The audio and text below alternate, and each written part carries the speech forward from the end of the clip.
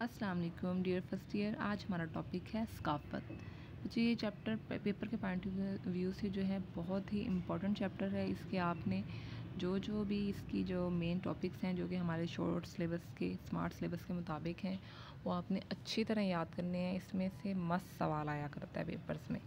कभी मैंने बहुत कम ऐसा हुआ है लेकिन मैक्सिमम मैंने ऐसे ही देखा है कि मस्ट इस चैप्टर में से सवाल आता है।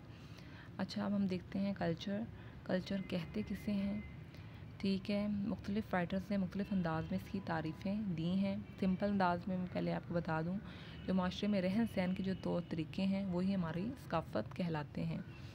अब लिंटन ने इसकी क्या तारीफ़ की है। सकाफ़त जो है माशरती विरसे का नाम है। सकाफ़ती विरसे से मुराद हमारे बुज़ुर्गों ने जो कुछ हमें दिया है, मसलन क्या क्या माशी वसाइल, ज़मीन, रस्म व रवाज, इमारतें वगैरह, ये हमारा जो है सकाफ़त कहलाती हैं।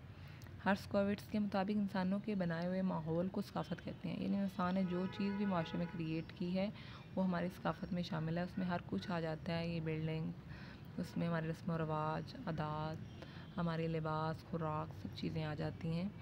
H.G. बार्नस के मुताबिक सकाफ़त को इंसानी कारनामों का मजमूआ करार देता है। इसके नज़दीक वो तमाम काम जो इंसान माशरे का फ़र्द होते हुए सर अंजाम देता है वो जो है इसकी सकाफ़त कहलाता है।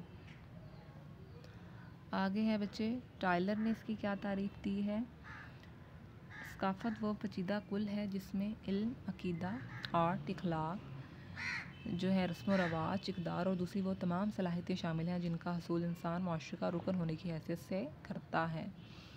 अब ये टॉलर की डेफिनेशन सबसे मेन और जामिया डेफिनेशन है, यानी परफेक्ट डेफिनेशन है जिसमें सकाफ़त की हर चीज़ आ जाती है। यानी सकाफ़त में क्या क्या शामिल है, हमारा इल्म, हमारा अकीदा, हमारा आर्ट, इखलाक, कानून, रस्म व रवाज, इक़दार और तमाम सलाहियतें शामिल हैं जो कि इंसान माशरा का जब रुकन होता है उसी दौरान वो सीखता है और माशरे के अंदर रह कर ही हासिल करता है।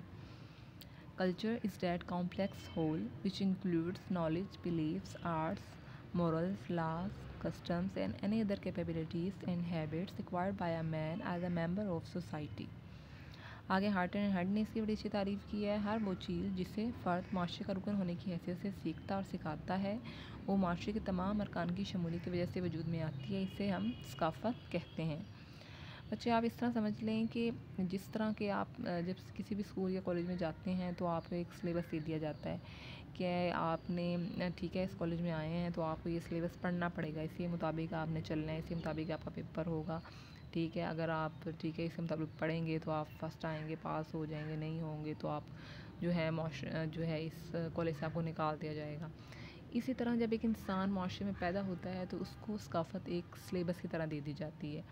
ठीक है, और उसका जो उस्ताद होता है वो मुआशरा ही होता है। ठीक है ना, पूरा मुआशरा उसका उस्ताद होता है जो कि उसको सिखाता है कि आपने इस तरह, जैसे बच्चा बड़ा होता है, आपने ये खाना है, इसके मुताबिक आपने अमल करना है, ऐसा ड्रेसअप होना है, ऐसा आपका खुराक है, ये आपके रस्म व रवाज हैं, ये आपका मज़हब है। जिस भी मुआशरे में पैदा होते हैं उसके मुताबिक ये तमाम चीज़ें होती हैं।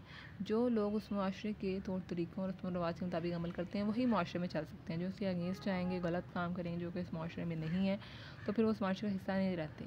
ठीक है, वो उस मुआशरा उनके ख़िलाफ़ फिर आवाज़ उठाता है। तो सकाफ़त जो है, ये रस्म व रवाज का एक सेट है जो कि हमें उस पर अमल पैरा होना पड़ता है क्योंकि हमने उस माशरे में ज़िंदगी गुजारनी होती है। इस तरह एक घर में रहने के कुछ तौर तरीके होते हैं।